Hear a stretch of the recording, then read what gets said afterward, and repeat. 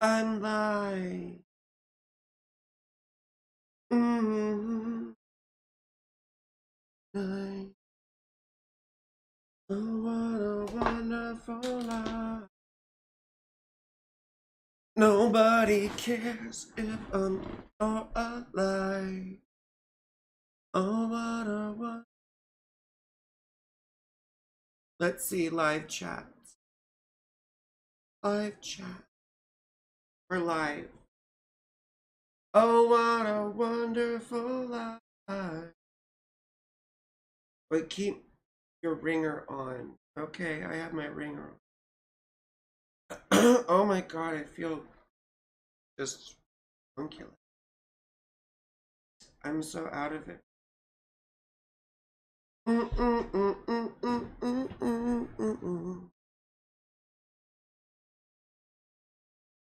Oh, oh.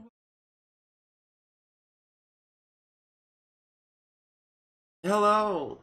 I feel like crap. I feel like garbage. I feel awful, and yet it's wonderful. I just had a wild day yesterday. Which is why I'm washing all my bedding. Washing all my bedding because it's covered in sin. Oh. And I'm exhausted. But this is gonna be fun. I think we should probably let people know we're live. Is it really only people? That's wild. I have it on live chat. There we go. There we go. Oh, what a wonderful life. I love getting on a Saturday night. Oh, what a way to survive. Okay, we're live now. On. If no one comes, I'm tired. Like, I'll go back to sleep. You know? Like, if no one comes, we're live on YouTube right now. A bunch of people sent me their birth info. Like, if they're not. Oh, yeah, please subscribe, comment. Everything, it helps. It does. Oh, pardon me. I just had a wild, wild day. Um, you know. Anyway. What's interesting too, Saturn just went direct after being retrograde for a while.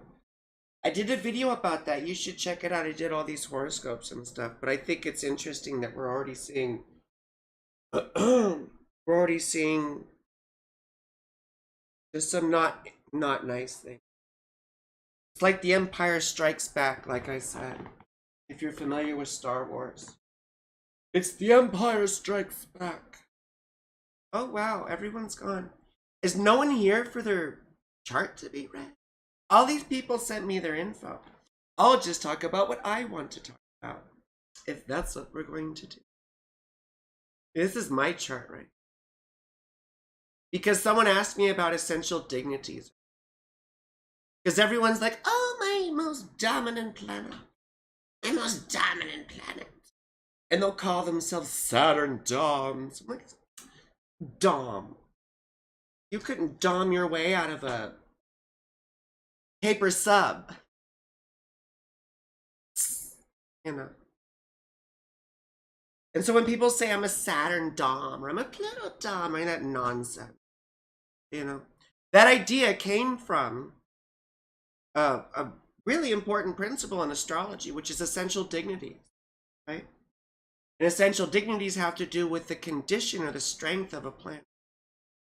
And so I'm here to tell you, I think all the stupid dominant stuff is exactly what I just said, stupid. I think the whole Walter Pullen thing is stupid. Not that he probably wasn't a smart guy who came up with all this wild mathematical stuff. It's just that to me it was erected on a complete misunderstanding. I would not. To me, the outer planets don't rule a goddamn thing. You see, they weren't part of the original rulership scheme because no one knew they were there. And ancient astrology, and people get mad at me for playing with the ball, but I'm here to tell you, because I have ADHD. And for you neurotypical people out there, it's easy for you not to play with balls, isn't it? It's harder for me.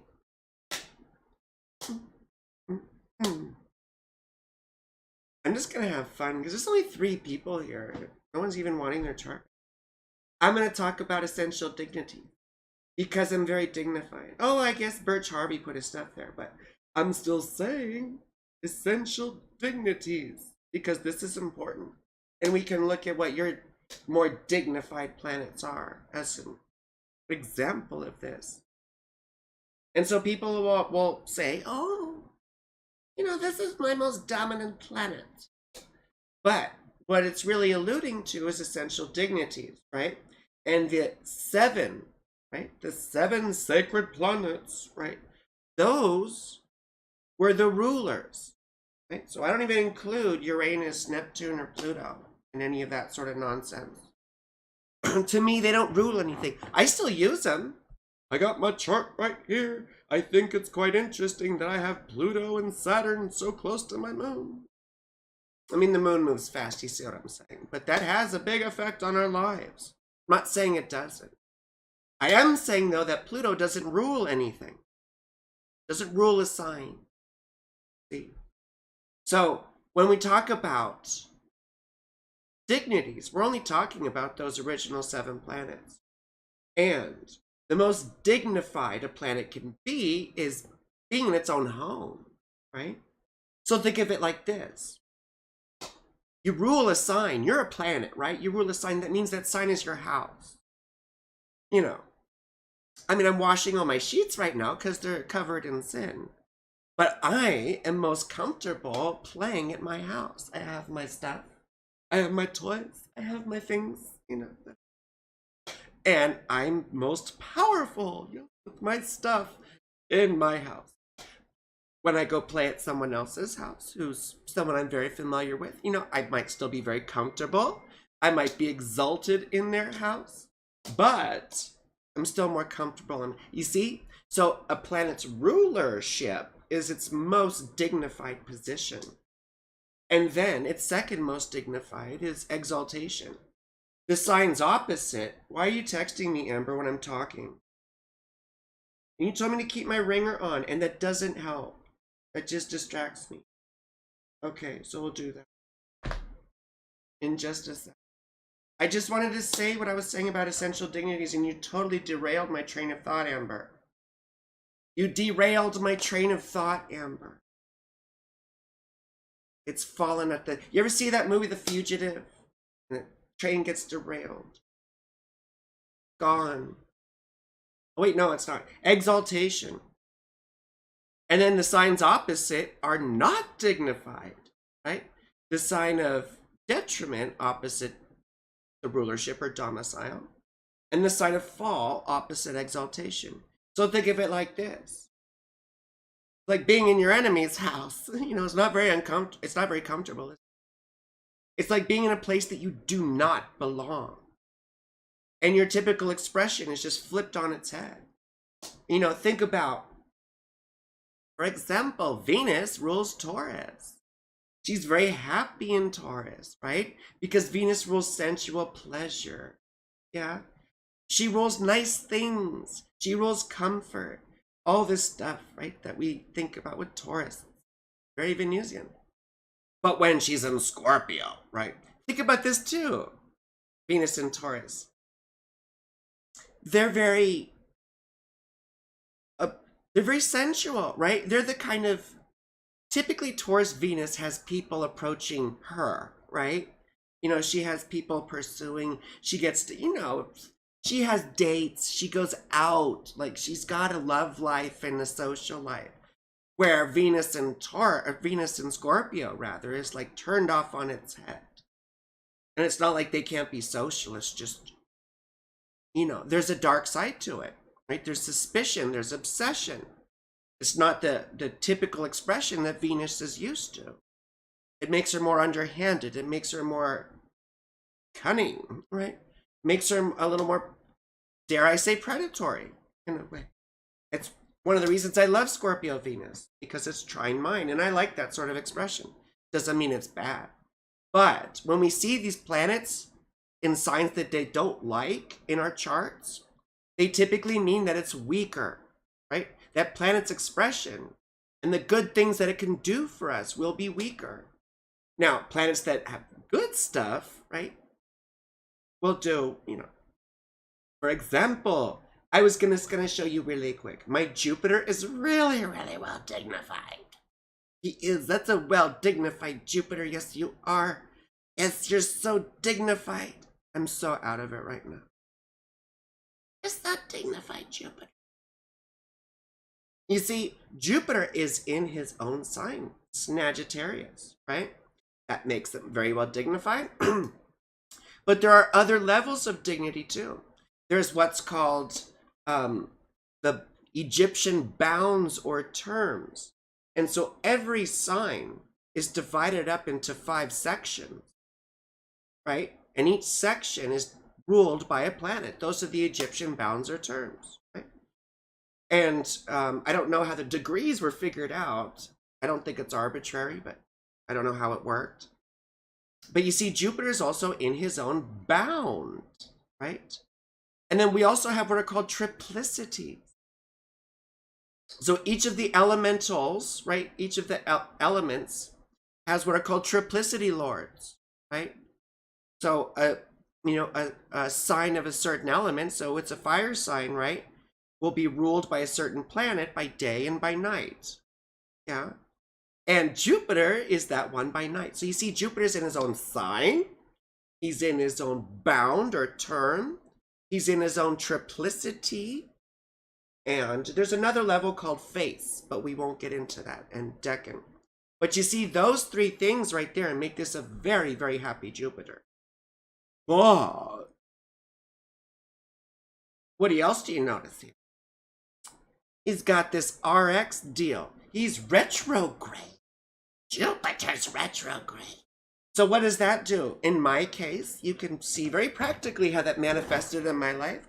Jupiter is very well dignified, but he didn't do anything very nice until very recently in my life. Until I was like 40 years old. Or I am 40 years old. So that's a good example of, like a very practical example of how these things work out. My Saturn is pretty well dignified too, but he's retrograde also. So these things get delayed quite a bit, right? Anyway, so that's just an example. We'll start looking at people's charts now, because I know you guys will tar and feather me. It's just like, but my chart's a pretty interesting example. It's already out there. So. Aquarius.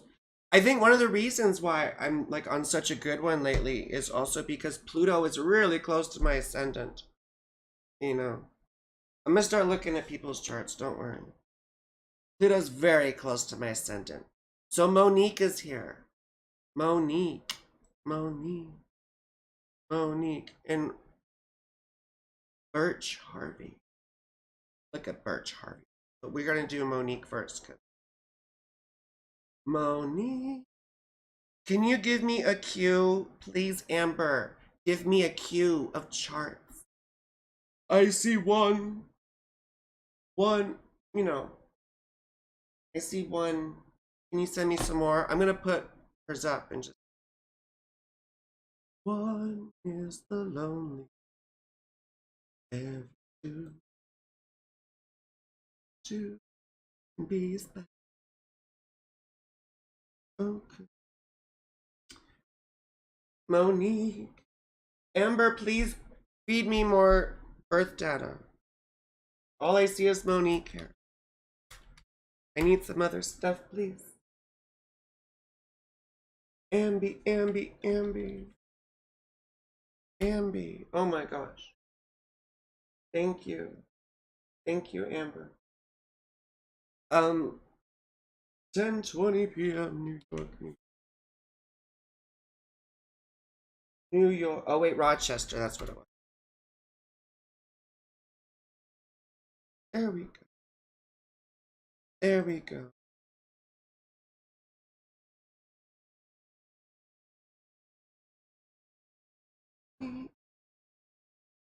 Cool. Let me pull up her stuff. Wait. I'm so out of it right now. I really am. It was a wonderful day. I'm just so like, oh. Where's properties? Where's property? Okay. I want to make sure I have everything correct. Because that's happened in the past where it hasn't been. For Monique, I have December the 28th, 1978. 70. 10:20 p.m. Rochester, NY. That should be right. What is your most dignified plan? Right off the bat, let's see if anyone is in a sign that they rule.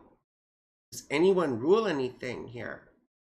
Well, you might notice that Mars is in exaltation. Mars is exalted in Capricorn. Yeah? Now, one of my theories about that, I mean, to me, it makes sense because Mars gets shit done in Capricorn, doesn't he? He has, I mean, Mars is so, right, full of energy, but when he's in Capricorn, it's like, oh, Mars in a Saturn-ruled sign. Yeah? I mean, it makes sense, doesn't it? It makes sense, doesn't it? But there's other rationale behind the exaltation scheme. Chris Brennan did a wonderful thing on that. I have to go back and watch it. But it was quite interesting. Is anything else here? You might notice that Venus is not happy, right? Venus is in Scorpio. She is ill-dignified here. Not happy. So, of course, we know Monique probably that has its own sort of difficulties with the way you relate to people. Right? Oh my gosh, and you're a sweetheart with Saturn, right, on your ascendant, you poor baby. And then the North Node in the first house. This is just a very straightforward configuration of a chart. If you're one of those people that believes in spiritual nonsense, and I don't necessarily, but I don't not believe in it either. I don't really care. But if you were one of those people that does believe in spiritual nonsense, then you would say, oh my gosh, this is a very clear example of this certain lesson. This karmic lesson, everything's karma. Show me the karmic part of your chart. Show me the part that isn't karmic. Because the Buddha said what? The Buddha said, karma is volition. Having willed, a person acts through body, speech, and mind. Yes, he said that.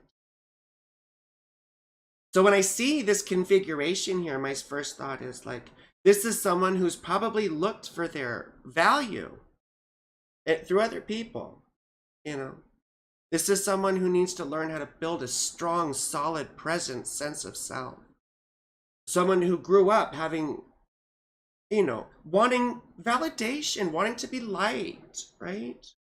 Wanting to connect with people and maybe feeling alienated quite a bit. I mean, you seem probably like you're still kind of a fun person with that fifth house stuff. You have a fifth house Mars combust like me. It makes us sex demons. Really, really, really enjoy, you know. We can be very licentious, you know. We really enjoy it. But you see, the problem with that too is then when you try and find your own value through people responding to you in that way. And Venus in Scorpio often thrives off of bad attention too, right? Wanting to connect. I mean, maybe you let people do things to you that you didn't want. I mean, who has? What woman hasn't? Anyway, you know what I'm saying. And you're probably either bisexual or, you know, you're probably part of the queer community in some way. Maybe not, maybe you're into polyamory, I don't know. But there's something different or unconventional about the way you like to love. I don't know. I should look at the chat really quick.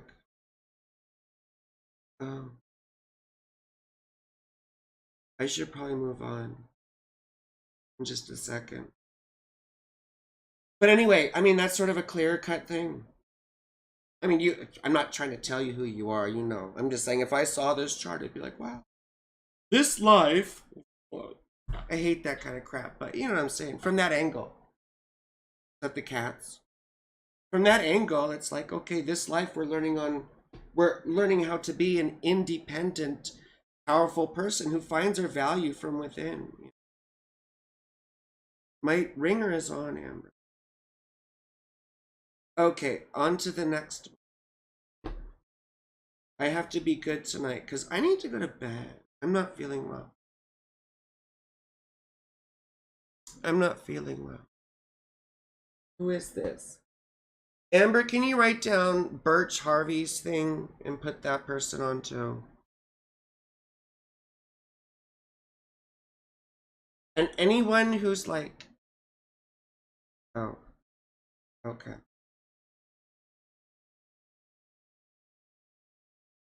Birch.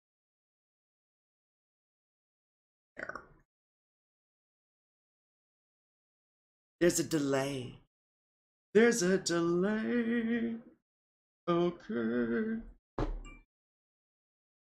And we're only gonna do charts for people who are here because I'm not wasting anyone else's, especially Amber's time. No one wants to waste Amber's time.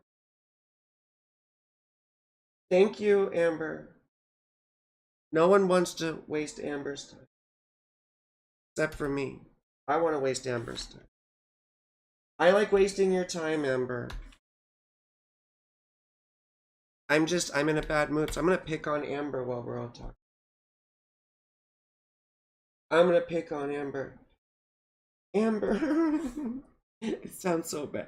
Okay. This sounds so anal, but please, can you put the birth time before the city? Thank you. Okay, because like I'm so OCD. Like I need things in a specific order, like in a, you know, because otherwise it's Aurora, Illinois. It always makes me think of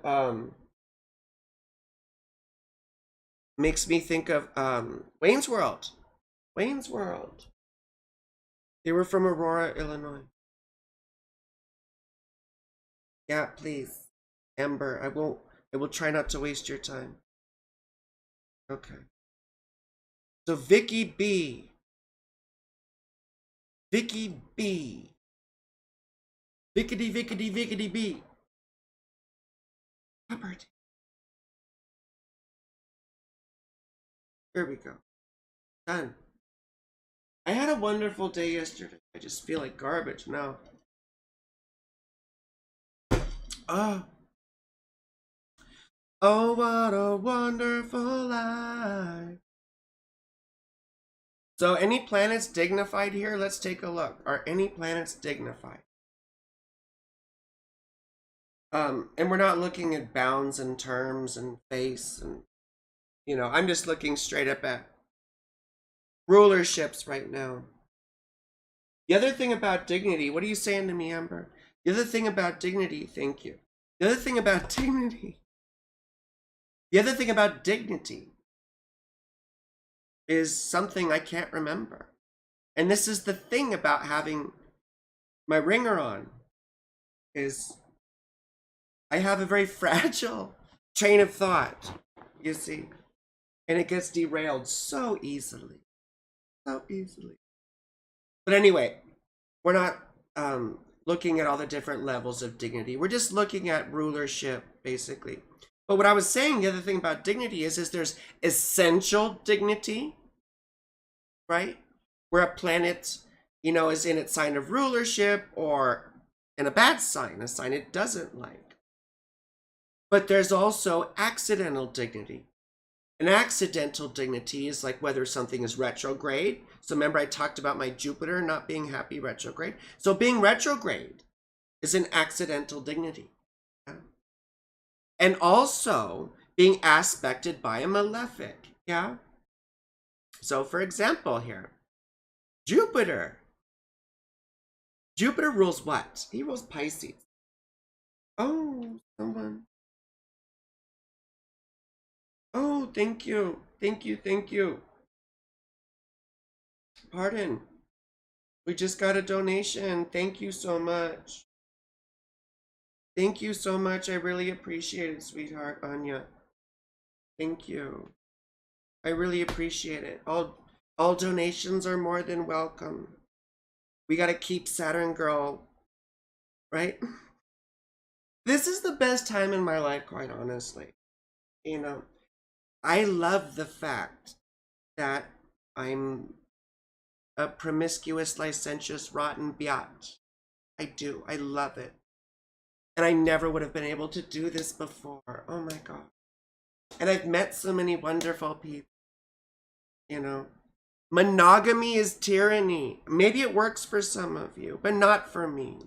It doesn't. I can't imagine doing it again. Anyway, and that was just a way to explain dignity again, because look here for Jupiter. He rules Pisces, which means he's not happy in Virgo. That's his sign of detriment, or what? In ancient astrology, they also called it adversity. Adversity. Why is it adversity? Because it struggles there. That's where a planet struggles. Jupiter does very well, and he's very philosophical. He's like my friend Caleb, right? When I think of Pisces, I think of my friend Caleb. I don't think he'd ever watch One of My Lives because he's too important. None of you can ever tell me shit. I don't listen to a word out of any of your fucking mouths. You don't care about it. But Caleb, like, his mind is amazing. I'm used to being the smartest chick in the room. But Caleb, like, I'm just like, we're not worthy. And Caleb got me into Buddhist logic, you know. And it's the most amazing stuff. But when I think about Pisces, I think about Caleb. You know, because it's very wide. There's a wisdom about Pisces, right? It's Jupiter ruled. Whereas Virgo is Mercury ruled, right? It's about busy analysis, thinking, taking things apart, dissection, writing things down. We know what Virgo's, right? Virgo is Mercury, you know, sort of directed inward, where Gemini's Mercury directed outward, isn't it? So when we think about, you know, this crisscross Mercury Jupiter rulership thing going on, it's like the higher mind, right? The philosophical, right? Abstract thinking versus the lower mental, I guess. I hate these relative terms, but you know what I'm saying. And then the analytical, sort of rational, you know, activity mind. The mind of facts and memorization and connections, right? As opposed to the contemplation and abstract concepts. So when Jupiter's, he doesn't know what to do with himself in Virgo, does he? So anything good then what's Jupiter rule in your chart? Let's go to, the second house. So money probably isn't very good, is it? And another thing about, so that's an essential dignity thing, right? Jupiter and Virgo.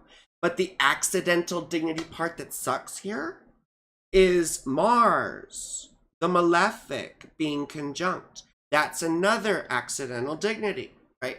So it's weakening Jupiter. So you could look at that and pretty well guess that this person has had to struggle with money in some way, right? Or it's been easy come, easy go. Or there's been some, you know, breaks or losses or things like that, right? But that they would also get luck through connections, right? Through friends, associations, through people who believed in what they were doing or people who supported them. It could be mentors, quite oftentimes mentors. Stuff like that. And then Jupiter's retrograde also. That's another accidental dignity. And Saturn retrograde. Saturn Saturn. And this is important for you, my darling, because you see, Saturn just went direct. And when Saturn's retrograde, for us retrograde Saturn people, things sometimes actually get lucky, right? I mean, I don't want to jinx myself, but I've been doing not too bad with this Jupiter retrograde stuff. You see? Like, I got a bunch of business stuff going. I hope it's been good for you. But the thing that sucks about having, sorry, I keep saying Jupiter, I mean Saturn. I'm so out of it right now. But the thing about the Saturn, which I know, Amber, I'll be done in just a second. You see, this is also an explanatory thing about dignity. The thing about Saturn retrograde people is that we don't know about boundaries. We don't. We let other people have boundaries and we respect them very well. But we don't understand our own or even have our own. Also, we tend to be a bit strange. We don't fit into convention and we don't do well with authority. We're people who tend to push through boundaries and barriers, you see. Anyway, you also may have a codependency issue thing, you know, with that sun in the 7th house. Conjunct Chiron. Well, it's really why conjunct. Anyway, time, I gotta move on to the next one. And I'm free-forming here, so I hope you're not all pissed like, oh, she's not talking about this or that in particular. Just the dignities thing came up and retrograde. I'm sorry, I'm not really looking at the chat so much.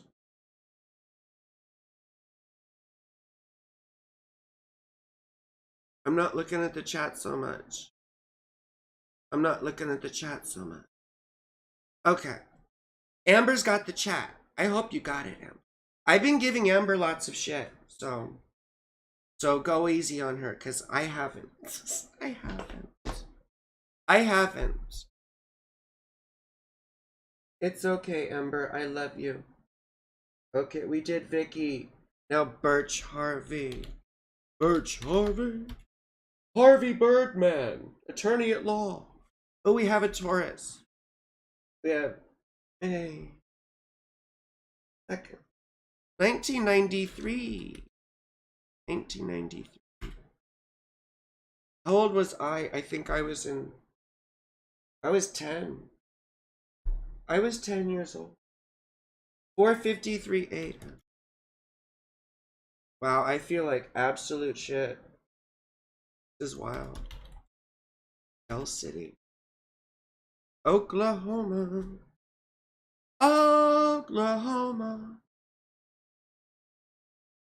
There was a musical Oklahoma about something. I think it was about Oklahoma. I'm just trying to make myself laugh. If anyone else laughs, it's purely incidental. Okay. So, I feel like absolute garbage right now. I should probably put stuff in the dryer. Well, anyway. Oh my gosh, now it's all dark. It's like, how is it this dark already here? Oh my god. Thank you for coming. Yes, thank you for coming. And like the stream. Please like the stream. Please subscribe if you haven't already. Please. Please like the stream. Help this girl stay crazy. And I'm super not with it right now. So this is like craziness. Anyway, okay, now we're starting with Harvey Birdman, attorney at law. Yeah? Harvey Birdman. So speaking of essential dignities, we have an interesting situation, don't we? What is that interesting situation? Well, look at the ascendant.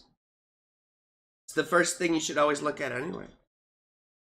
You know? In the systems that I work.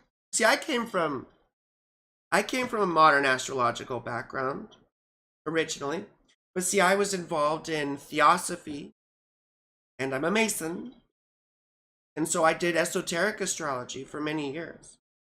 I studied a lot of Blavatsky and Alice Bailey.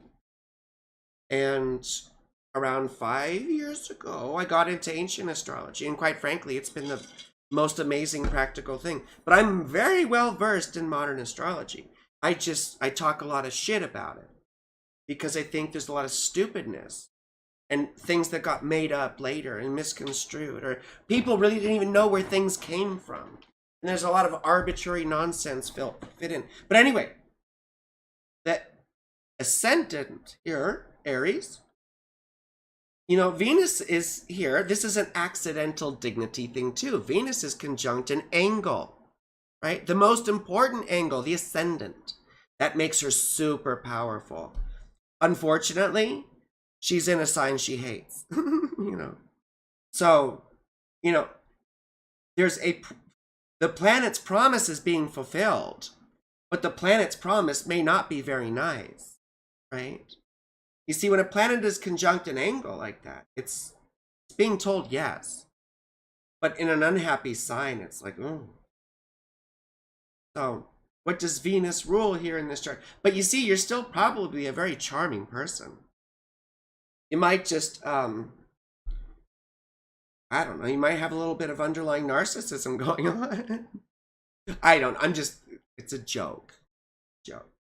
People who might be very into themselves, who may come on a little strong, insert themselves into conversations and places. Well, and you have Mars trine your ascendant like I do.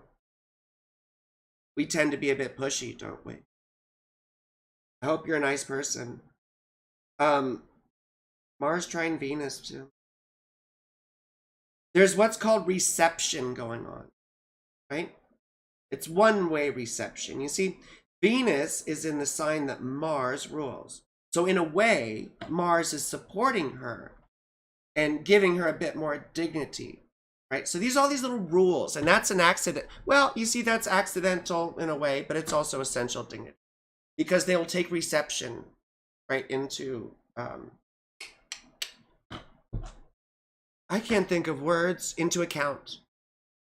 And look, Jupiter's very well dignified in the sign he likes, sign he rules. Oh, and having the first house ruler in the 5th house is kind of fun. We see people who are gamblers, who take risks, do small business, stuff like that. People who are into sports, politics, things of that nature. People who feel like they always wanted to have children. Children is big there. For women who have 5th house Mars, oftentimes we see C-sections. There's that kind of thing. Mars also rules the 8th house, so that's another thing, right? That's another thing. Gotta watch time. But anyway, so Venus rules the 7th house, right? So there's difficulty with relationships there too. Relationships would be a challenging part of life. And you might be interested in people who are very dominant, or you might be attracted to not nice people. You might be attracted to not nice people, or people that you let, step on you or walk all over you or treat you in ways. And okay. I mean, I don't know. That's what I would see, because it's not very well dignified, you see.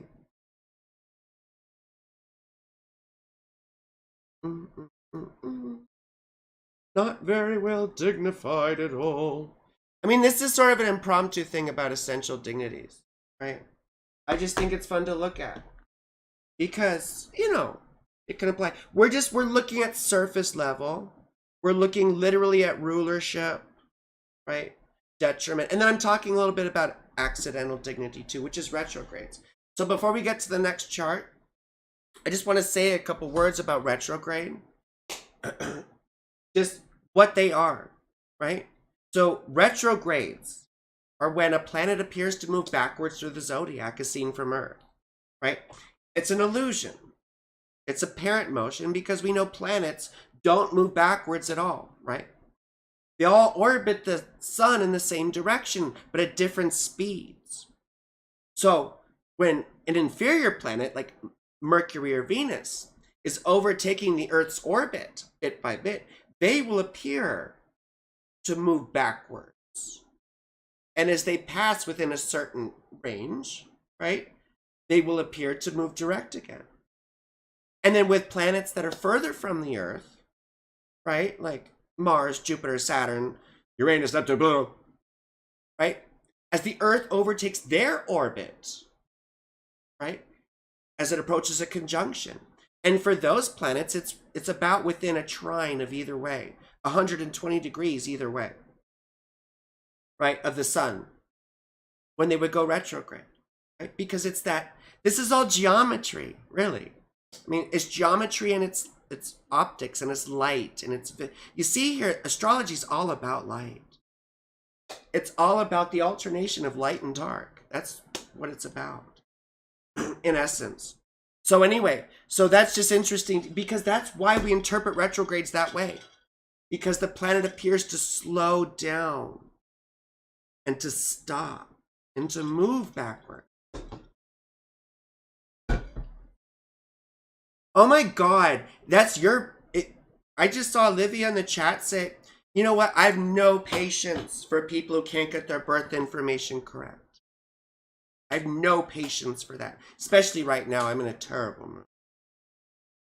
If you send me incorrect information, I'm not doing it. Not doing it. You find your birth certificate. Only correct information. I don't want to blame Amber. I don't want to blame Amber for a thing. Okay, I better move on to the next chart. Thank you so much. Thank you. Thank you,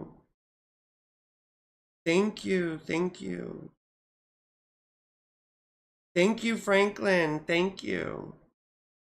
Thank you, sweetheart. That was so generous of you. Thank you. Thank you. Okay, here.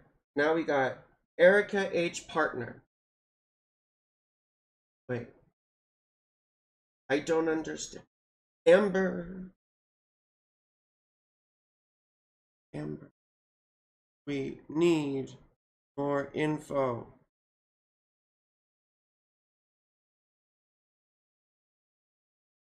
It says, I need more information. Amber, I need date, time, city for each person. If you send your birth info, it's date, time, city. Date, time, city. Date, time, city. Amber, I need date, time, city. Please write it again, all at once. Date, time, city. Thank you. I need date, time, city. I don't mean to... Everyone's probably like, you're crazy. You're such a... You know, but I dreamt my birth time 3 years ago. You dreamt you were born at 7:47 a.m. You were told it was 6 p.m. Oh, that's wild. Isn't that wild? Olivia says, I dreamt my birth time 3 years ago. I dreamt I was born at 7:47 a.m. I was told it was 6 p.m. by my family. 3 years later, I ordered from the government, I guess you ordered your birth certificate. It was 7:49 a.m. My dream was right. Okay, Erica H. Partner. Cool.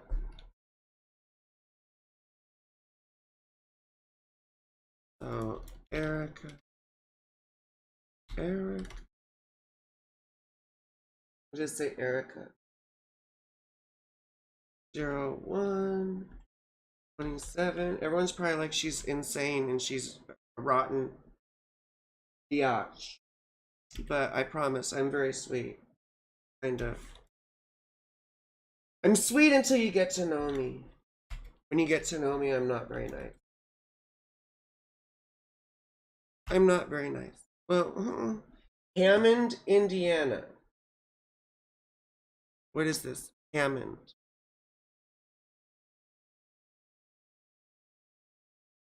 Hammond, Indiana. Okay. Thank you. Thank you, thank you. Let's properties now. I don't know, maybe people like when I'm in a shitty mood. Sometimes I'm more interesting than, oh, stop! This screen! Ah! I hate everything.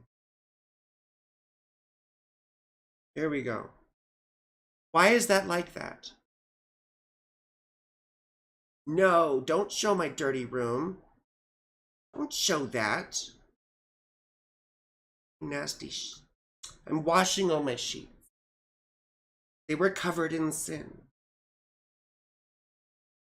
I had a good day. I'm exhausted. I'm exhausted. So let's talk about dignity with Erica's chart. So is it just because I see Eric H. partner? Is that her name, or is she supposed to have a partner's chart too? Or is her name just named partner? Partner? Anyway, I'm going to keep on going. I don't want to waste people's time. And if you get your information incorrect, I'm moving on because I don't want to be unfair to people who got their information correct. So, anyway. Well, first of all, let's see who isn't happy. The sun isn't happy. The sun rules Leo and is in the opposite sign of Aquarius. It's her partner's chart. Oh, okay. So this is Erica's partner's chart. Okay, well, so their sun isn't happy. Their sun isn't happy. Is their Saturn happy? Not unhappy. Oh, excuse me. Oh, excuse me. But I would have expected this person to have had losses. Some significant losses early in life. Yeah? Because the sun rules the 8th house. And then is placed in the 2nd house of money. Right? And then Saturn rules the 2nd house of money. Yeah. And then placed in the... Now, he's not unhappy. Right? So it's not like the situation's terrible or it stays terrible. But I'd expect there to have been some significant losses growing up, perhaps. And maybe a death. You know? What's Mars rule here? Mars rules the 4th house. Maybe it was dad. Dad died. Dad died and there was some sort of problem with an inheritance issue. Problem with an inheritance issue. Dad maybe died. Or a grandfather. And there, because it's the 4th house. And I'm riffing here. I'm not watching the chat, so I don't know if you're telling me, no, you're so wrong, Frankie. Or Saturn girl. I'm going by Saturn girl. I made girls call me Saturn. This one girl the other day, and I asked her very nicely, would you call me Saturn girl while you did that? I said, yes, absolutely I would. And then it was Saturn girl. And I'm like, oh, that was very cool. I really much enjoyed that. It was awesome. That was awesome.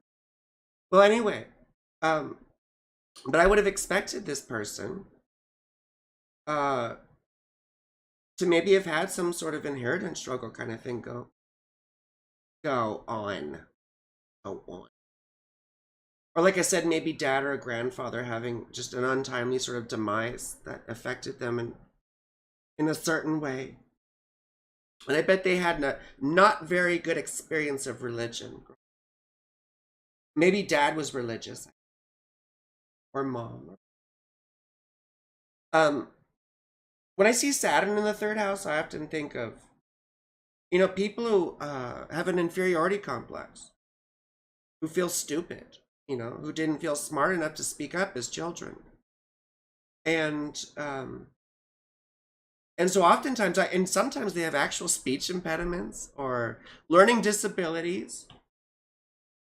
There's, when I think of people who are neuroatypical, or neurodivergent rather, sorry, neurodivergent rather, I think of the 6th and 12th houses. Yeah. I also think of Mercury being afflicted in some way. Sometimes retrograde, like me. But you can also see that sort of thing with Saturn in the 3rd house. Going back to the whole dignity thing too. With Mars being opposite Mercury, that's an accidental dignity thing, right? He's accidentally hurting Mars, and Mars is accidentally hurting Mercury, and these guys are both retrograde, so they're not super happy anyway, right? And so when it's retrograde like this, it often makes me think, yeah, there probably was a death that wasn't very nice, probably earlier on. Although it's retrograde, there's that too. But I think of that more with the making it not so nice part. And then when you see it's opposite Mercury, oftentimes these people are very sort of anxious. Yeah. They're very sort of, like frenetic. They break stuff. Break stuff. It's like Kyle. I just punched the wall. I'm so mad. I'm so mad. I'm going to punch the wall.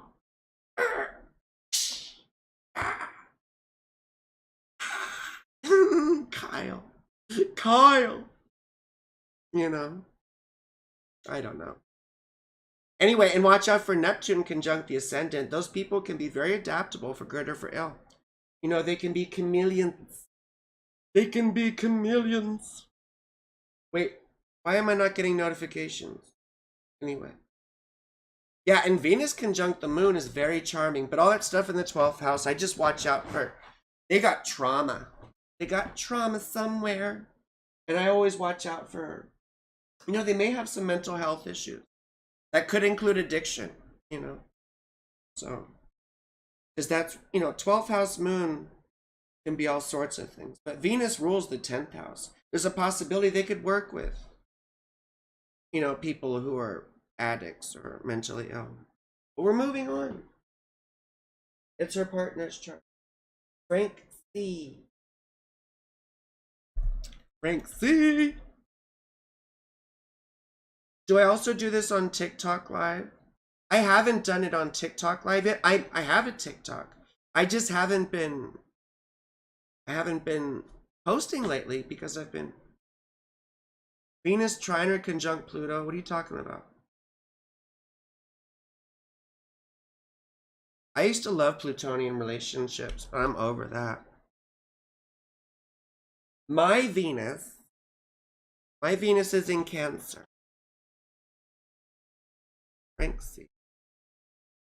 Do I do TikTok Live? I guess I should do TikTok Live. I should probably do that. But I don't have a whole lot of followers on TikTok. And I'm trying to do this YouTube thing because I like YouTube. And they actually pay me, unlike Facebook. And I don't know if TikTok would pay me. So I'm able to do stuff through here. And I want to sell merchandise because I design things too. I design, t-shirts. I designed my own tattoos. Like, I have my. Let me pull it up. I have a tattoo of Jupiter with a pistol, right? I have Saturn with an AR. I have Venus with a knife. I make these fun designs and I want to put them on t-shirts. I mean, I do, but I have to find a better company because this one sucks. Anyway, so. Okay, 1953. 1953, you're 2 years younger than my mother. My mother was 1951. And I'm 1983. So you're exactly 30 years older than me. So you're exactly 30 years. Bethesda, Maryland. Every time I see Bethesda, Maryland, I think of the hospital. They brought, because that's where they brought John F. Kennedy when he was assassinated. He was brought to Bethesda, right? Bethesda, Maryland. When I think of Maryland, I think of Baltimore and I think of John Waters. I'm a big John Waters fan. It's probably one reason why I'm so screwed up. What's wrong with the camera? Why are you out of focus? I hate being blurry. I'm not Bigfoot. Or maybe I know. I have cute feet. People even pay. Well, never mind. Sorry. Never mind. I didn't even get to look at Frank C's chart yet. I'm looking at Frank C. I wish there was a quicker way to do this. I'm sure there is. It's just I haven't figured it out yet. I'm learning all this stuff as I go. You know, I watch a lot of streamers, and because I like some I like political streamers. I'm a political junkie, you know.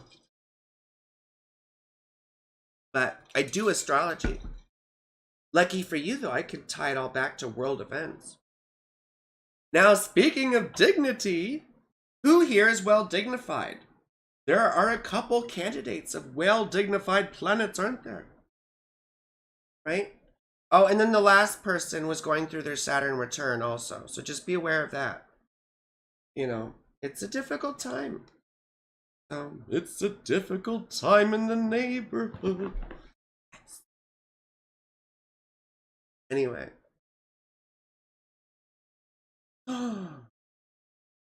Anyway, Venus is very happy. Why? Because she's exalted in Pisces. She's exalted in Pisces. That means she's quite happy. And another planet is exalted. Who is he? Saturn. Saturn's exalted in Libra. And I always think about it as making perfect sense. You know, at least archetypally in my head. Saturn sort of being like the lord of karma in a way, the lord of discipline and the dispenser of karma. You know, in the Indian tradition, right? Yama, right? The lord of death. Yeah. The lord of time and death. And Saturn is time. And time is karma. I mean, everything is. Like the Buddha said, karma is volition. But you think about it, he's the lord of, you know, karma or judgment away in the sign of judgment. Libra. So to me, it's quite fitting. And then Venus being exalted in Pisces to me, again, makes very perfect sense, right? Because Venus is creativity also. Art, music, poetry. And in dreamy Pisces, right? That's the imagination flourishing. But there's more to it than that. These are just my silly musings. You know? But anyway, so you would see the houses that these two planets rule would tend to have better luck, right? So the 11th house, yeah. That's friends. But not, it's hopes, wishes, and people who support us in the things that we do.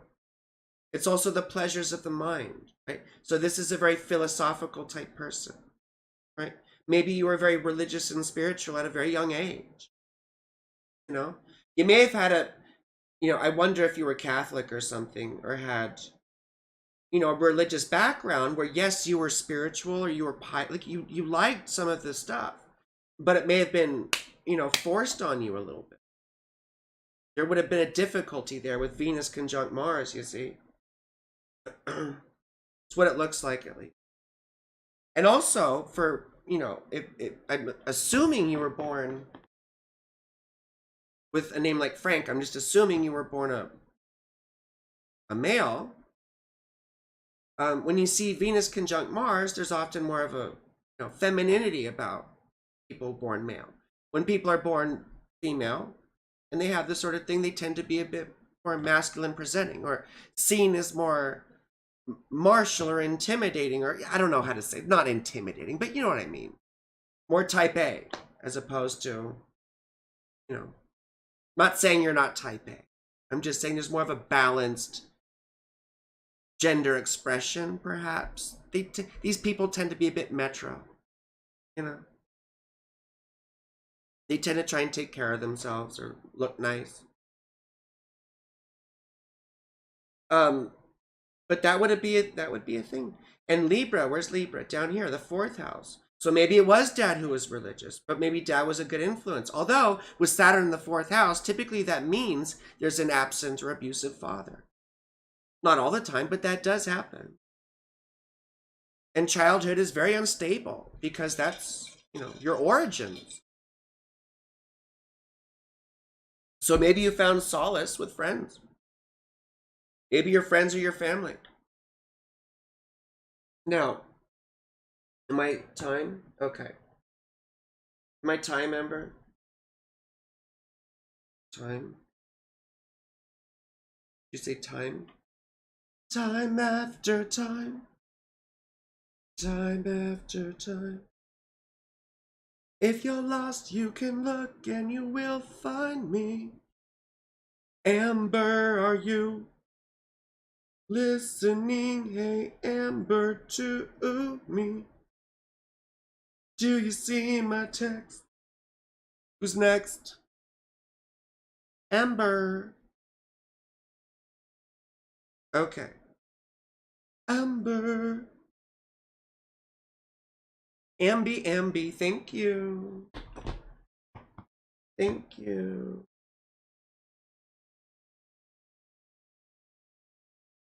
Okay. So, Olivia. Olivia.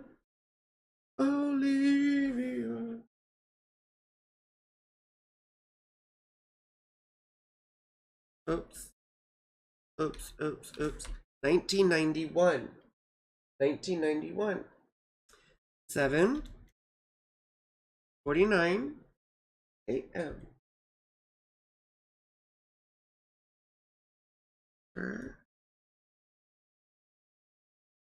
Yay. That came up. You see, when information comes in correct, everything's great. It's garbage in, garbage out. And I don't want to be garbage unless you take me out to dinner. And we have that sort of arrangement where I said, yes, you can treat me like garbage. Then, Or if you wanted, then, anyway, you feel me. So, but otherwise, I don't want to be fed garbage. Otherwise, I want good information. Because data is important to me. Data is important. Data is important to me. I like facts. And what are we doing with astrology? We're symbolically interpreting astronomical phenomena, right? So it's not necessarily scientific at all, because what sort of interpretations are? They're subjective. But we have to make sure all of our source data is accurate and correct, right? Otherwise, we're not interpreting the correct phenomena. Then we're just, oh, thank you so much. Thank you, darling. Thank you so much. I really appreciate your love. I do. And now let's talk about dignity, because there is some very, very obvious dignity going on, and lack thereof. So once again, we see a very happy Saturn, right? That's wonderful. Saturn in the 9th house. I have a 9th house Saturn too. Typically, we do have a religious background, religious family, right? And it's not always good. A lot of times, they're fanatical about stuff, or you have to go to church or something like that. But something about our spirituality gets shattered when we're younger, and we become very incredulous and skeptical quite often, and very scientific.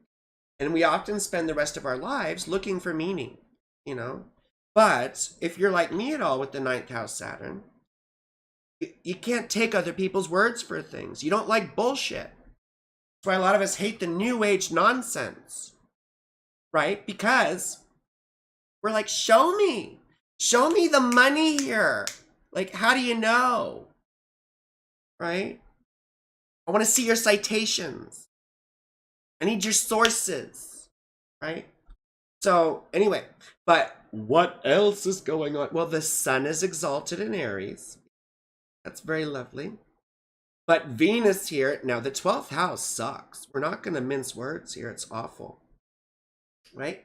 Like, you know, where's oh, well, she's in her own sign, Taurus, right? See, this is lovely that she's in her own sign. It sucks that she's in the 12th house, but she's in her own sign. She also rules your 5th house, right? So I think you, I mean, I don't know if you have children. I'd expect you to, maybe, with a very happy Venus like that. But in the 12th house, um, you know, sometimes they see children with depression, you know, or sort of some sort of neurodivergence. But that's not like it's a big deal, you know, because Venus is very happy. So for the most part, it's very good. But who knows? You might not even have children. Never. But see, the moon is not happy. The moon is very not happy, right? And the moon is in Scorpio because the moon the moon is exalted in Taurus, right? And therefore falls in Scorpio. So that makes the moon very paranoid. Makes the moon, this is a lot of trauma in this stuff right here. Because when Pluto's conjunct the moon, I call that mama trauma typically. Usually I call it like an absent, a domineering or even abusive mother, you know. Sometimes it confers bipolar disorder, like I have. Not always, but I mean, I make fun of it and call it the bipolar coaster because we have very high highs and low lows. And when the moon is opposite Venus, it makes us very paranoid in relationships. So, I mean, I imagine relationships are very difficult for you. And you like probably cerebral lovers. You know, you want people that are intelligent that you can have conversations with because, you know, Jupiter rules your 7th house and is in the 3rd. And you have Jupiter opposite Saturn. You know, it's a shame that both of your benefics are involved in oppositions. It's a tough one. But it's a very happy Venus. Very happy. The sun rules your 3rd house. So I bet you have siblings. I wonder if there's a particular sibling you get along with really well. A particular sibling you get along with really well. Is Kirsty on? Kirsty. I'm sorry, Kirsty. Kirsty's one of my clients from Scotland. And every time I meet with her, I can't, it's so disrespectful in a way, but she thinks it's funny. And I'll go, murder. I hope she's watching. I mean, she watched last time. She might missed it, but whatever. So anyway, so that's a difficult emotional situation you have. It's tough. It's tough. Mm-hmm. And who is the next, Amber? Who's next? This is a good time for you, though. This eclipse is going to be good. You know. I was making fun of Gemini risings and saying, like, don't get pregnant after this eclipse. Right? The effects of an eclipse go on for the subsequent 6 months or so, half a year. I usually say till the next solar eclipse. Right? And the solar eclipse that happened back in October was in your 5th house, right, of children. You know, so sometimes I think, maybe a baby. I'm not trying to put anything on you. Just saying for all the Gemini risings out there, anyone who watches this, anyone who watches might have a Gemini rising. Oh, maybe a baby.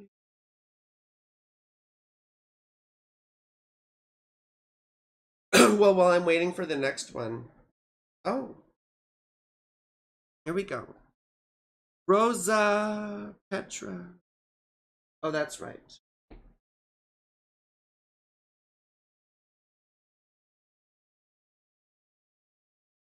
And same place,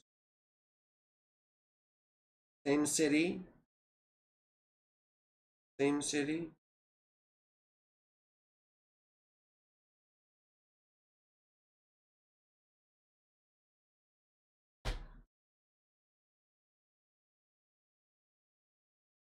Okay. We're doing this. We're doing this. I wish I could do multiple things at once, but I can't. I can't. Thank you, Amber. Thank you, Amber. Thank you, Amber. Thank you, Amber. 0920. September the 2019.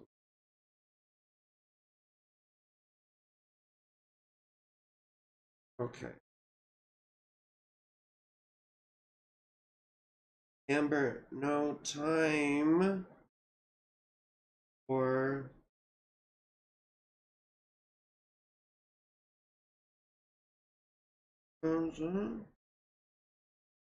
what? No time?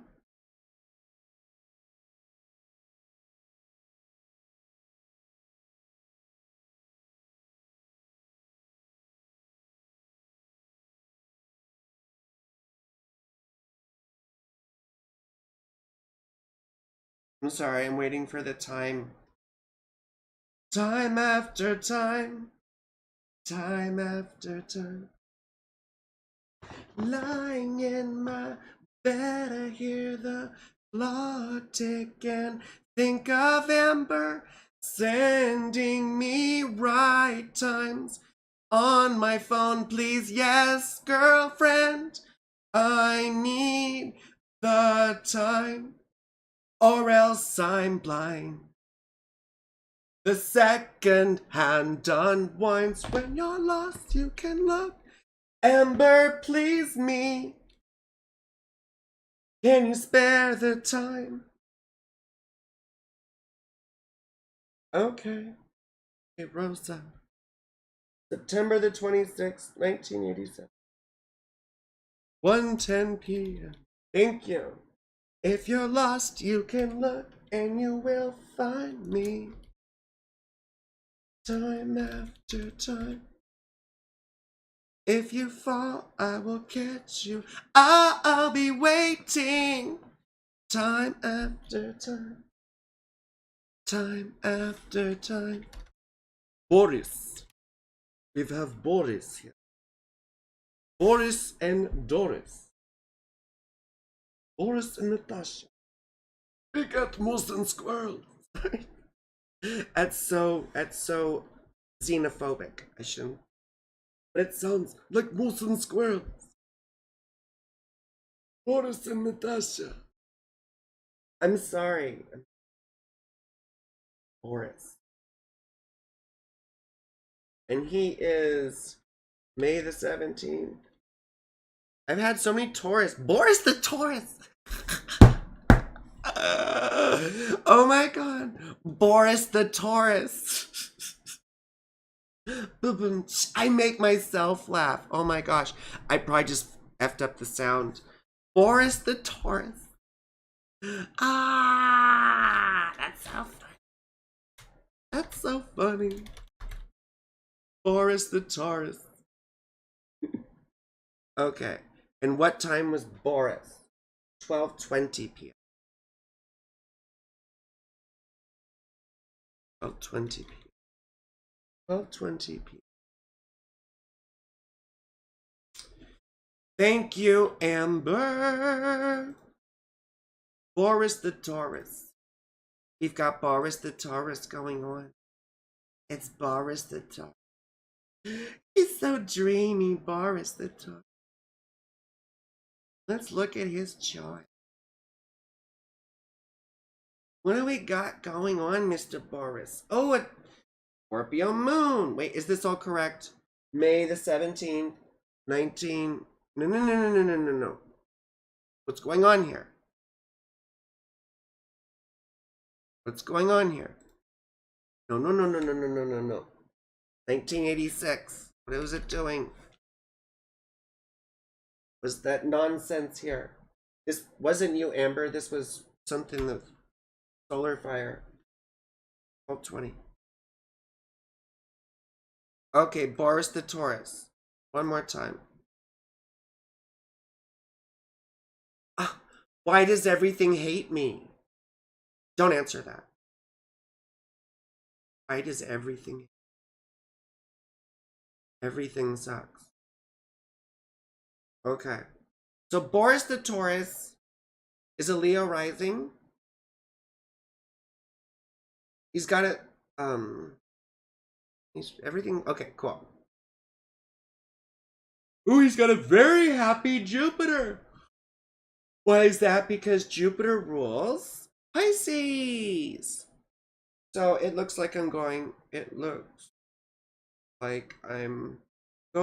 full 2 hours.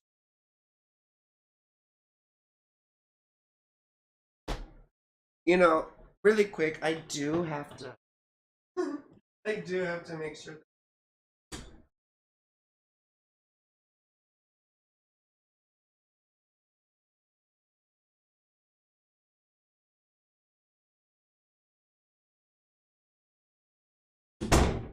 What's your deal, cat? What's up, cat? Anyway, so there's a very happy Jupiter in the 8th house. So what houses does Jupiter rule? The 5th house and oh yeah, and the 8th house. So oftentimes a very happy Jupiter in the 8th house can, it's not nice whenever a loved one passes, but it's nice sometimes when they leave us some material support after that passing. I'm not saying that happened, but we do often see that with the happy Jupiter like that in the 8th house, right? Ruling that, like I said, it's not nice when it happens. Now, your 4th house ruler is Mars, right? Mars rules Scorpio, your 4th house. And Mars loves being in Capricorn. He's exalted there.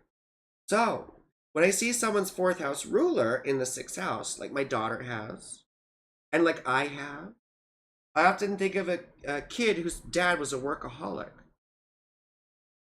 whose dad was never around because they were working really hard or whatever. Or dad had chronic illness. Again, that's me. I have chronic illness. My dad was also a workaholic, and I'm a little bit of a workaholic too. But luckily I work from home, and so my daughter sees me all the time. I just have to make sure that I'm not always working, The other thing that it can do though too, but he loves Capricorn, so there's something that was good about this, so, maybe you did have a successful father, or a father that at least showed you what a good work ethic looked like, maybe. Or, perhaps dad was diligent, attended to his duties, followed the rules, or was, a very responsible man. I don't know. But, or maybe dad had a chronic illness or alcoholism or something too. It could be all of the above.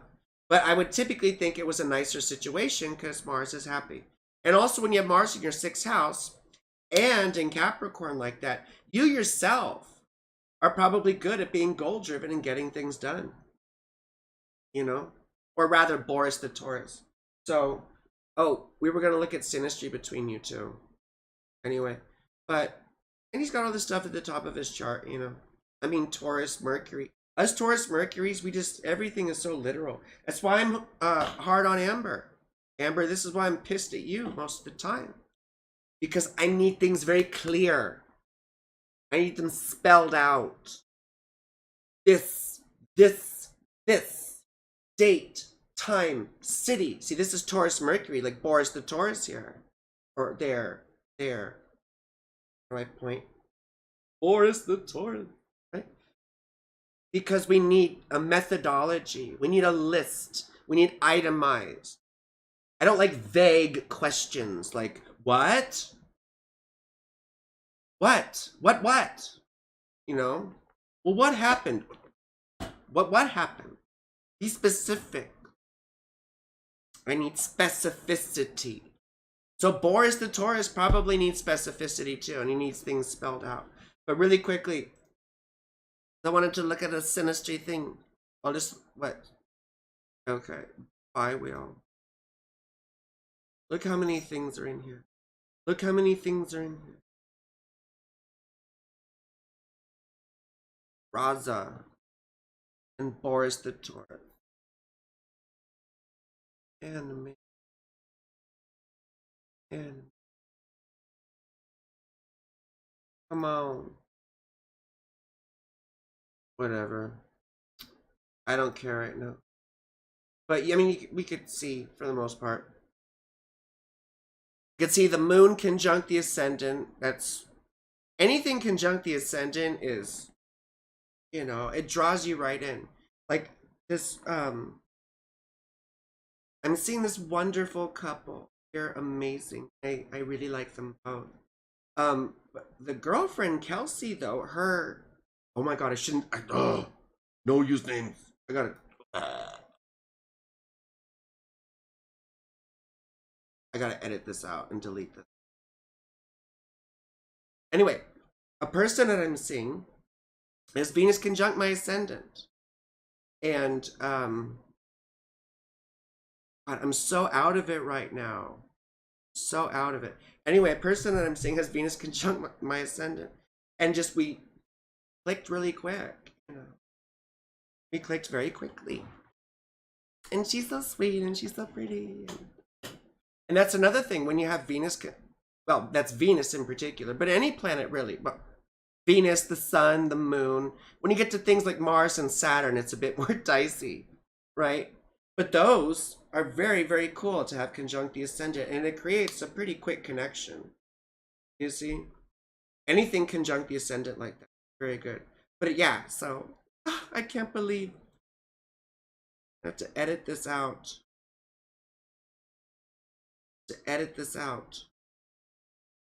Anyway, I'm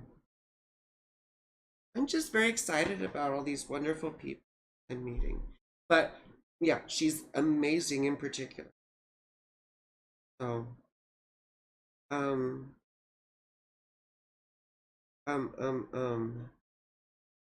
anything else really interesting? I mean, that's the big one. That's the big one. What's that? Anything? Oops. We'll look at this really quick. And then we'll have to move on. I just like to look at this grid here.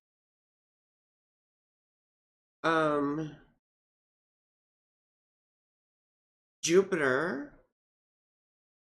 Your Jupiter trine their ascendant. That's a pretty good.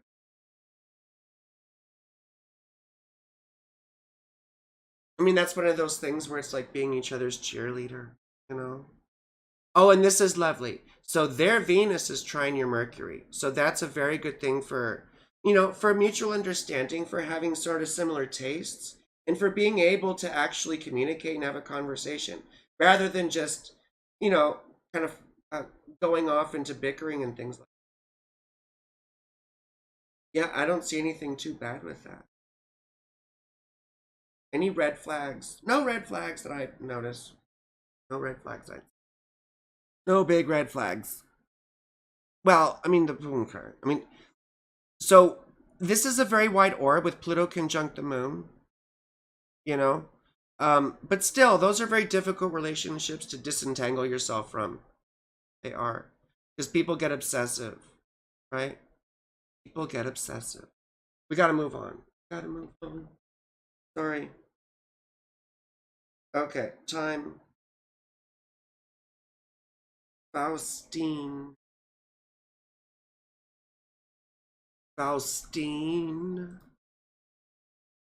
Makes me think of Faust. Faustine.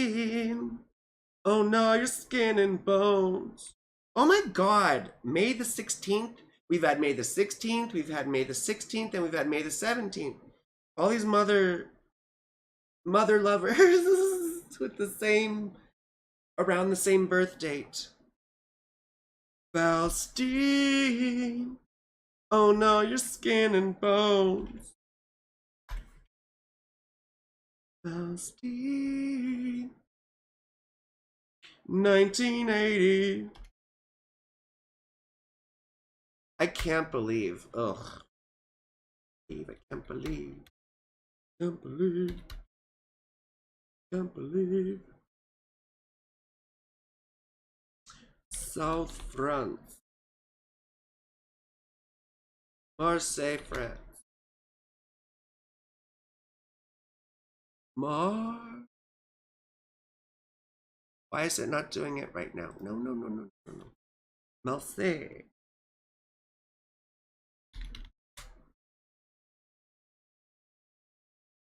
So, Amber, you spelled Marseille wrong.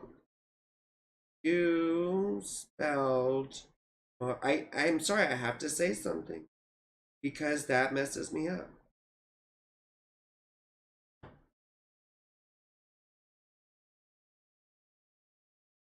Because that messed me up. Please watch. Please watch the spelling. Watch the spelling. I need things spelled correctly for me to enter them. They need to spell things correctly. Thank you, thank you, thank you, thank you. Thank you, sweetheart. So Faustine. Faustine. Faustine.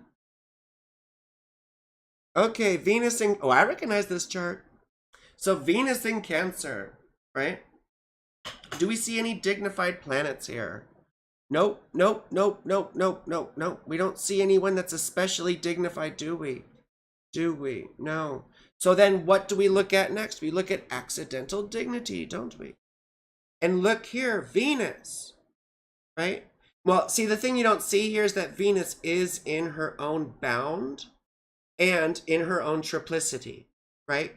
So Venus is the most dignified planet here, but Venus is also conjunct this person's ascendant, which makes her angular and also very powerful, right? Hi, Anya, thank you. Thank you. You were attacked by your cat trying to say hello? Where'd my cat go? My cat is too lazy to... Alex, come here, baby. Here. Want to come over? What does...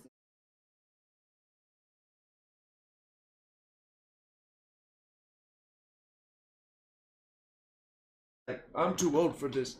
You want to come here, sweetheart? No. You're too comfy over there, aren't you? Anyway, let's look at Faustine.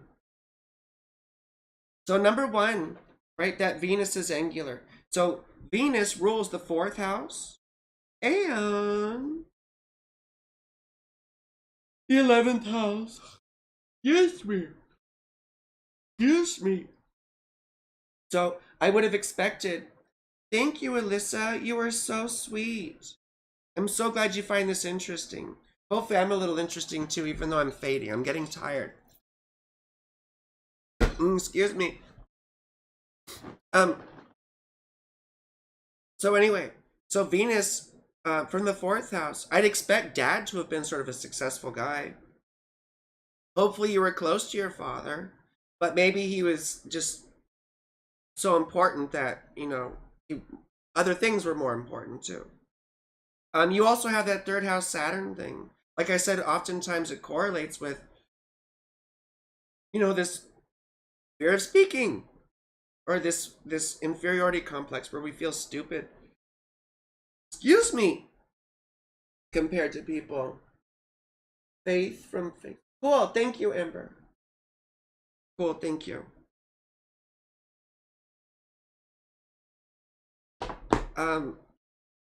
Gosh, in that 12th house moon. So the moon rules the first house. That's the difficult thing there. Your first house, you have this wonderful Venus. You're probably very charming. You know, people I'm sure like you, but you just don't like yourself. I'm I'm sorry. I don't mean, I'm not trying to put that like that. I'm just saying that usually there's some sort of depression going. You know, we have a tendency to hide ourselves, or it's, we can have this wonderful disposition outwardly, and at the same time have this, this really negative self-talk, and this, you know, I don't want to say hyperbolic words, but just, we don't like ourselves very much often. We treat ourselves very badly. And sometimes treating ourselves very badly leads to bad behavior, coping behavior. And I'm not saying any behavior is necessarily bad. I come from a family of addicts, right? And it is what it is. It's a disease, it's an illness, and it's something that a lot of us have to deal with. And I can say this because I come from a family of addicts. And just I know about all this stuff, you know? And I'm not saying that's your position at all or necessarily your situation. I'm just saying it is something we frequently see. And the 12th house is the house of self-undoing. It's the self-destructive behavior. It's where we thwart ourselves. It's where we undermine our own best interests. Sometimes we are our own worst enemies, aren't we? And something tells me you were probably bullied as a kid, a little bit. I'm sure you were kind of popular in a way, right? I mean, Sun in the 11th house tends to be. But then Chiron in the 11th house, and yes, I still look at Chiron. I make fun of all the other stuff, but, it often indicates people who were shunned by their peers as children, who were made fun of or bullied. I always say it's like being the last kid picked for dodgeball, and it can feel very alone. And when the moon is in the 12th house, that compounds it. That's very lonely, right? It's a very lonely moon. And the moon is opposite Neptune. And when I see the moon opposite Neptune, I think of addiction. It's my first thought often. Sometimes we see psychic stuff. But I always tell people to be very careful with psychic phenomena because, you got to keep your feet on the ground. And a lot of psychic phenomena is just, it's nonsense. It's fantasy. It's stuff that's just going to get us stuck, right? I mean, we can have all this wonderful synchronicity, and someone earlier talked about dreaming the birth time, and that's awesome. That's wonderful. You have to attend to reality. Reality comes first. One of my spiritual mentors told me in my 20s, he said, if you ever have to choose between the spiritual life and daily life, you always have to choose daily life. Gurjeet, one of the gurus I followed early on, he said, you can't do this work unless you're a good householder. You have to have proven that you can actually handle life. If you can't do your work as an effective person in the world, then you have no business going off into spiritual land or la la land or whatever, because then it just ends up becoming another crutch, another illusion, another drug, essentially. And that's where you see the spiritual path littered with the shells of broken minds, right? That have shattered themselves on fantasy, getting stuck in misplaced beliefs and quite honestly avoiding the center, right? And please don't take this quote the wrong way, but Carl Jung said, the root of mental illness is the unwillingness to face legitimate suffering. Now, I don't necessarily agree with that because it sounds like victim blaming, doesn't it? But I can say from my own experience, there's something about that, because a lot of my own issues, especially the codependency stuff, right? And my difficulty in relationships, a lot of that had to deal with me facing and having to deal with legitimate suffering, but, having to face a lot of these things and realizing that the relationship path I was on with marriage and monogamy and all this sort of stuff, it wasn't going to work for me. And the quicker I stop trying to fit myself into that mold, the better. I'm only mentioning that because you see, with these sorts of things, it's never a death sentence, right? The chart is there for us to become aware of our patterns. It's not there for us to be like, oh, woe is me. You know, there's a certain amount that's faded from the chart that we have to deal with, right? And then how we deal with it is our destiny. That's what we make out of life. Fate is what happens to us. Destiny is what we do with it. You have a box of crayons that you're given at the beginning. It's up to you what picture you paint with those, right? How you color with them. Some people, like when I was a kid, I was very artistic. I could take a box of 5 or 6 crayons and make all kinds of wild stuff because I knew how to use those crayons. So it doesn't matter well, it does matter because it sucks to get the crappy box, doesn't it? It sucks. It sucks when you're born with chronic illness. It sucks when you're born, with, parents who do this or that, whatever. But you can always choose you can choose to make it your own, and you could choose how to paint with that. I mean, and that's not victim blaming, I would. So anyway, we got to move on to another one. So sorry. I just think it was worth taking that opportunity to mention that. I should clip that from this video, or clip that from this live. My brother's supposed to be watching, but he's probably not. With helpers like my brother and Amber, oh my gosh. Oh my gosh. This will just be a running joke. I'll just be picking on Amber and my brother. Which probably isn't good to pick on the people who are helping you. 1984. Ailson. 11. 18. Hill Center, Texas.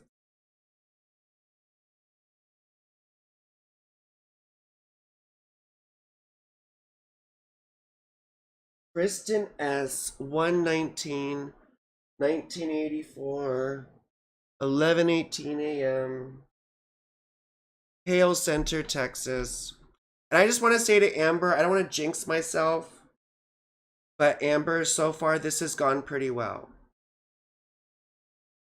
Good job, Amber. Now, you probably are going to F up now that I've said that. This has gone pretty well, and I'm pretty happy. Thank you. Well done so far. Home stretch. Home stretch. We've got like 20 minutes. Home stretch.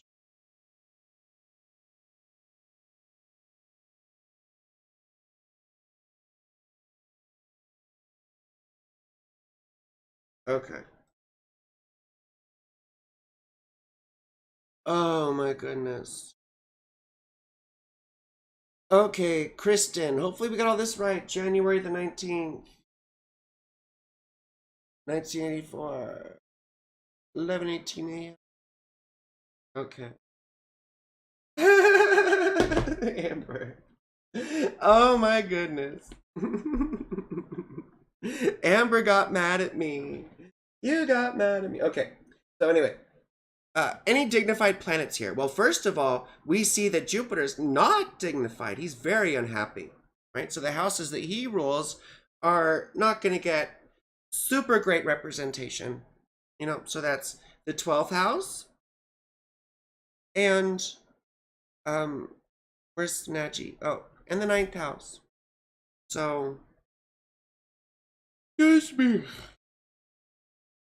Excuse me? Oh my goodness. So something about that 12th house experience is going into the 10th house, isn't it? So maybe you like to work alone, behind the scenes. Maybe you are a loner. I'm a loner, Dottie. I'm a rebel. Like Pee Wee Herman said. All that stuff in your 8th house too does not look fun. But Mars, right? Mars rules Scorpio, so he's very well dignified. The thing that sucks about all those guys there, though, you know, is that it creates laws. These kind of people can sometimes spend too much money, you know, abruptly, or, you know, get into debt. That's another thing we frequently see with Mars in the 8th house, is getting into debt, right? Credit card debt, student debt, I don't know. And then death. So oftentimes these people have to cope with a pretty big, significant death or loss before their Saturn return. And it's one of the main lessons of Saturn in the 8th house is dealing with loss and how to let go of things in general. You see? Now Mars rules the 1st house, right? And when your 1st house ruler is in the sign, the other sign it rules, right? That's very good.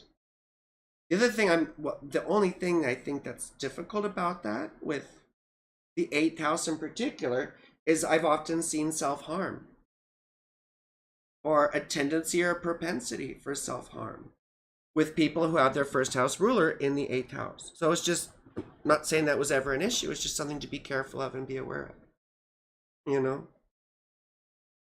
So 1st house is self, right?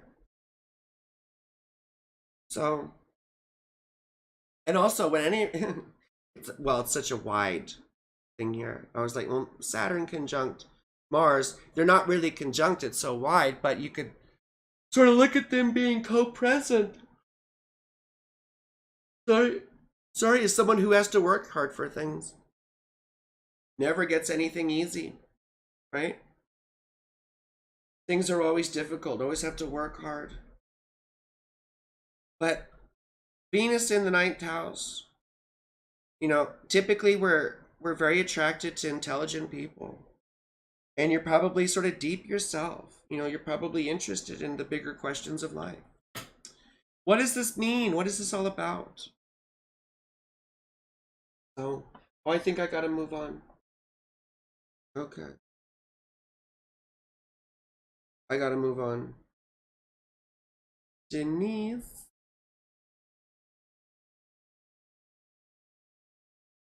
Denise. D-Nice. D-Nice.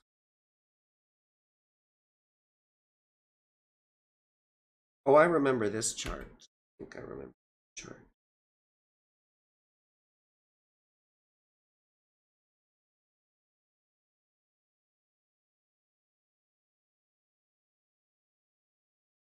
The other thing we have to be aware of is our European friends put the month, or rather put the day, then the month, then the year. Whereas in the United States, we always put the month, day, year, and elsewhere about the world, it's day, month, year. So we'll see, because I have November 7th, and I hope it's not July 11th, from this person from Manila. Manila! Manila!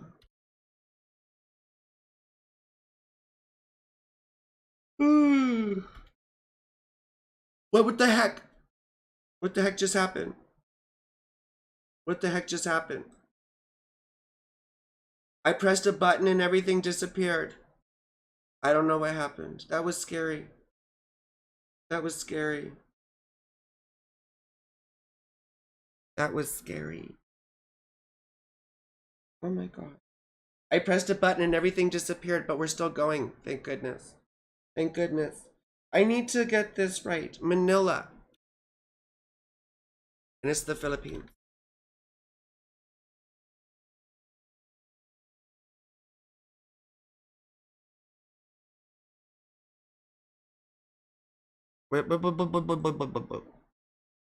Manila.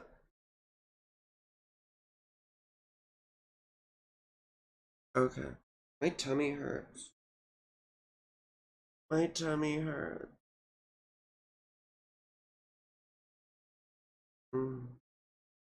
I need to go to bed after this. I'm tired. I had a great day and I shouldn't complain. But I'm tired. And I feel gross. I had so much fun with so many fun people, though. It was wonderful. It was. Anyway, so Manila, you're an Aquarius. Sorry, Denise from Manila. You're an Aquarius rising. You're an Aquarius rising. 1:05 p.m. Yeah. Like me. Do you have anyone dignified in your chart? No. You've got some unhappy campers. You've got a very unhappy Mars in the 9th house.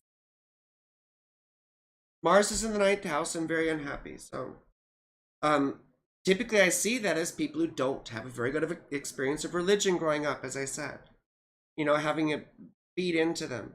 Mars rules what? Rules your, pardon, your 10th house. Oh, I should know that because you're Aquarius rising like me. And your 3rd house. Right? So I wonder if you have issues with a sibling, or fought with a sibling, or as a sibling super religious you don't get along with. Something that not fun about religion growing up. And then rules your 10th house. So I wonder if there's been career difficulty, struggles. Maybe you're too idealistic, or maybe you just don't like to play friendly or play ball with your jobs, you know. I still bet you're passionate about what you believe. Maybe a philosophical type person, or you're into politics, perhaps. Like to argue. Maybe very passionate about what you believe, but then also passive aggressive. It's more like one of those underhanded remarks. I mean, these people can sometimes be kind of witty, you know, and say clever things. Like Eminem has this, but anyway. And Jupiter's not happy. Jupiter's rules Sagittarius, so he does not like Gemini. He does not like Gemini. All right. Neptune also close to your ascendant as well.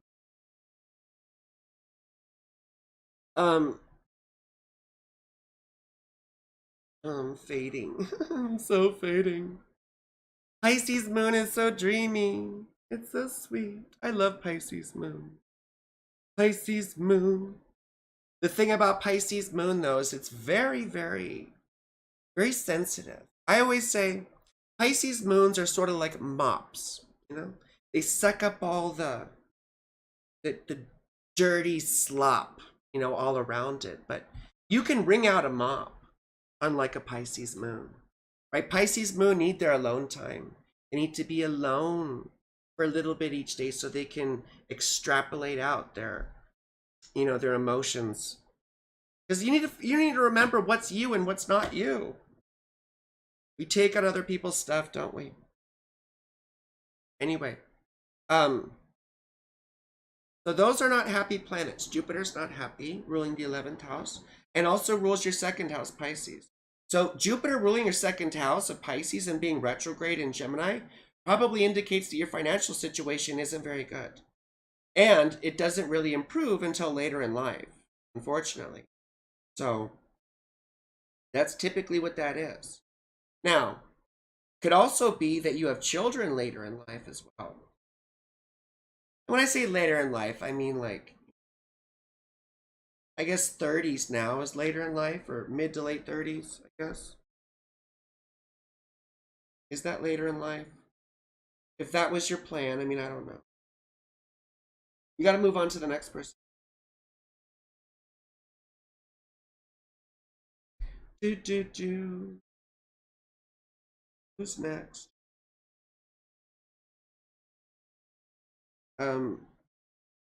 Malala. Who's next? Okay.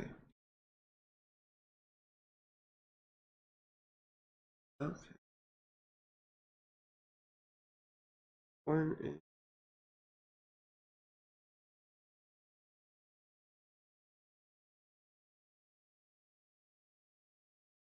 2:28 a.m.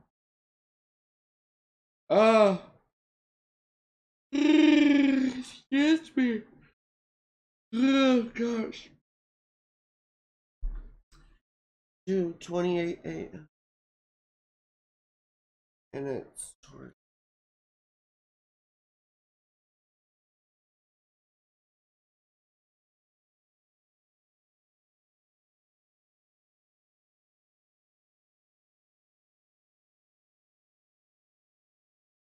Oh, right. We got Pluto right on the ascendant. Look at that. Look at that. That's lovely for Malia? Malia?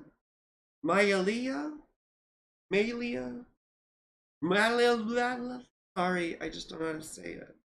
Malia? Anyway, Pluto conjunct the ascendant's really fun, isn't it? I mean, you probably just walk into a room and piss people off. You may have sort of an innate dominance or an intense sort of personality or presence that people don't like.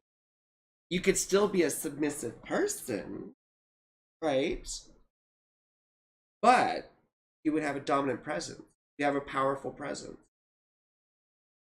I've known submissives who have Pluto conjunct the ascendant, and they are tough women. Tough women. My daughter, she's not little, she's 10, has Pluto conjunct her ascendant too. And she's got a very powerful personality. These people can be very willful. I have Pluto square my ascendant. Similar thing, although not as nice. A little harsher. So, now, who is well dignified here? Well, first of all, Mars isn't. Mars isn't happy. We have another 9th house Mars, right? Where we talked about that same negative experience of spirituality or religion growing up. Oftentimes, one parent is not very nice about their spirituality.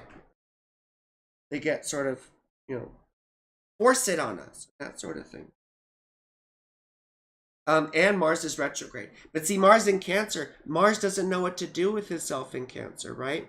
Which is why instead of being able to blow off steam and get upset, he internalizes everything.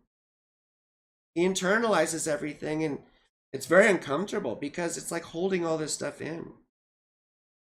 Oh my goodness. On the other hand, Venus is very well dignified, right? She's exalted in Pisces. Yeah. And she's in the 5th house of pleasure. You see, this is a lovely position for Venus. And Venus rejoices in the 5th house. And planetary joys are another concept we could talk about another time. But it's very, very, a very great placement for her.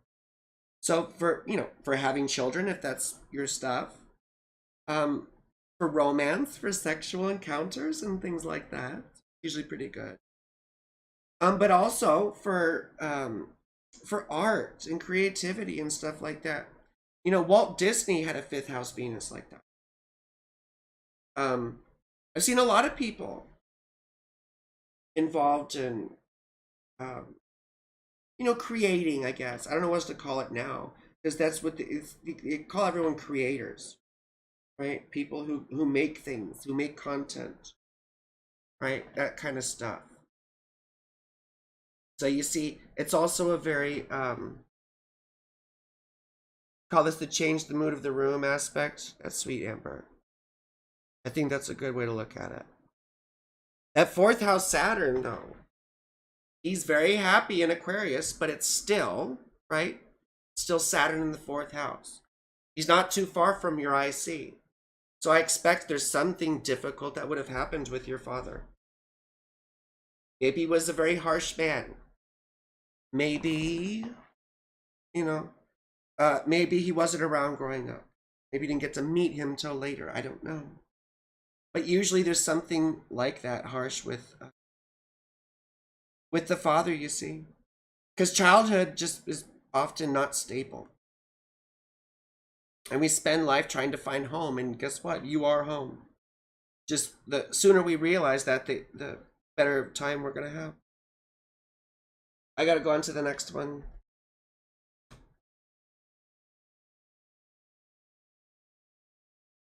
Thank you, thank you, thank you, thank you.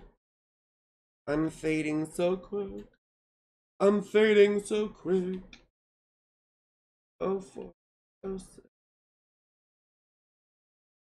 1993. Oh my goodness. 1990.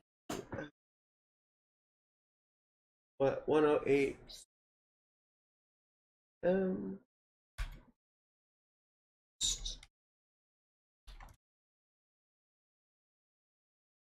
Cool. Cool. Oh, you're welcome. You're welcome. I look like hell right now. I feel like hell. See, there's a very. Sorry. Gotta put this up there first.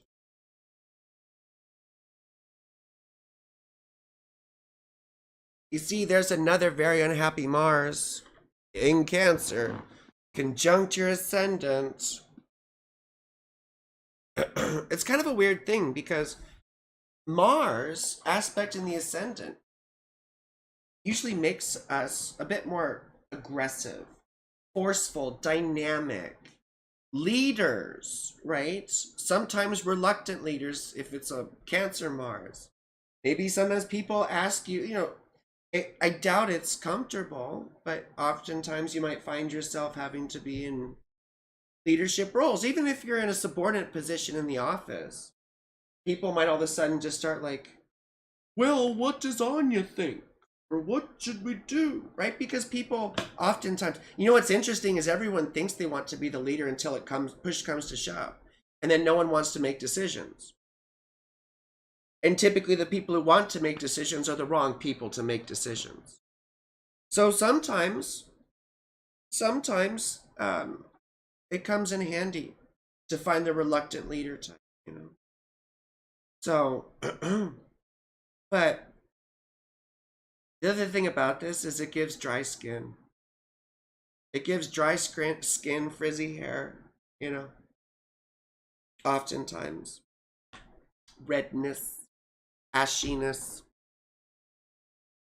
That's typically a thing. Getting flushed or blushed. And look, Venus is not dignified. Venus is not dignified. She is in a sign she doesn't like. She's an Aries. And she's retrograde. Yeah?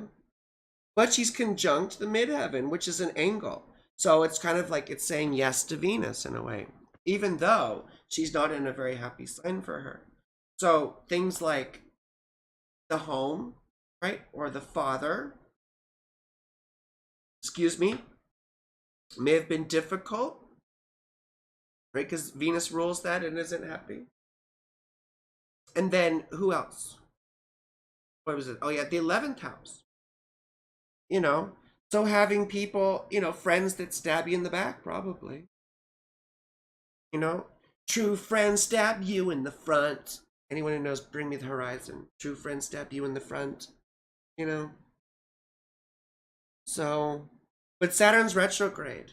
I mean, Venus is retrograde. Venus is retrograde. I've dated Aries Venus people too. They don't have any tact when it comes to like relationships and stuff like that. They don't know how to deal with people. They want everything just like quick, And they can be just I don't know. I dated this one Aries Venus who was a total pain, just loved it really, just that kind of thing. And that's fine. Find people you like to do that with. But when Venus is opposite Jupiter like this, and both are retrograde, aren't they? When both of them are like that, we can egg ourselves on to go overboard with it. Like, it's okay, have another drink. It's okay, do another. You know, we indulge too much. We can spend too much money. We can do too much this, too much that. It's just needing to restrain ourselves, you know, a little bit. So, um, oh, we got like, oh, and then you got a happy Saturn, but he's in the 8th house. You see, happy Saturn, but in the 8th house. So once again, we were talking about all that stuff earlier with loss, coping with loss, learning how to. Now it could be loss of money, but oftentimes we see loss of people too. So we have an unhappy Mars, we have an unhappy Venus, and we have a Libra moon. People pleasing, right? Caring too much about what other people think. That's fine. That's fine, but you know, we're a lot happier when we don't care what other people think, and we don't have to take responsibility for their feelings. Life is so much better that way. Life is so much better that way. Anyway, we're at that point, Ambi. I think you did a good job.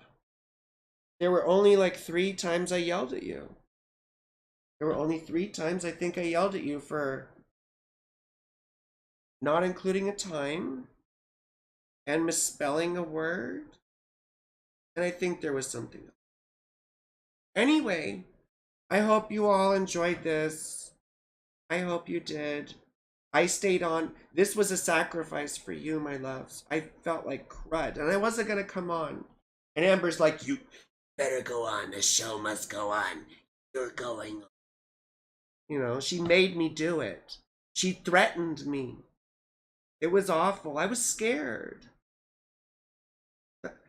If I blink 3 times, it means, you know, call the law enforcement. I'm being held hostage by Ambi, by Amber Murmur. You enjoyed this stream? I'm glad. I'm glad, Denise. Thank you. Please like this stream, everyone, and have a wonderful